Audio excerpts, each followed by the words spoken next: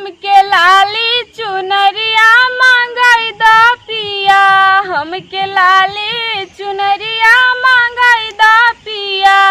चुनरी मांगा के बड़ा नीक कैला, चुनरी मांगा के बड़ा नीक कैला। हमके चुनरी में घुंघरू लगाई दा पिया, हमरा चुनरी में घुंघरू लगाई दा पिया। घुंघरू लगा के बड़ा नीक कैला, घुंघरू लगा के बड़ा नीक कैला। हमरा माथे ओढ़ाई दा चुनरी पिया, हमरा माथे पर चुनरी ओढ़ाई दा पिया। हमके लाली चुनरिया मांगाई दा पिया।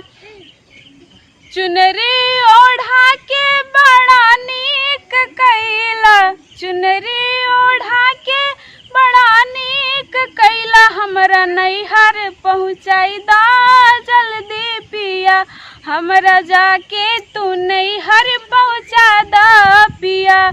नैहर पहुँचा के बड़ा नीक कैला, नैहर पहुँचा के बड़ा नीक कैला। हमरा जल्दी से घरे बोलैला पिया, हमरा जल्दी से घरे बोलैला पिया। बाप माई हमर विदा न करी है, बाप माई हमर विदा न करी है। ओई जे अगने में हलचल मचैहा पिया, ओही जे अगने में हलचल मचैहा पिया। हमके लाली चुनरिया मांगाई दा पिया, हमरा लाली चुनरिया मांगाई दा पिया। चुनरी मांगा के बड़ा नीक कैला, चुनरी मांगा के बड़ा नीक कैला। हमरा चुनरी में घुंघरू लगाई दा पिया, हमरा चुनरी में घुंघरू लगाई दा पिया।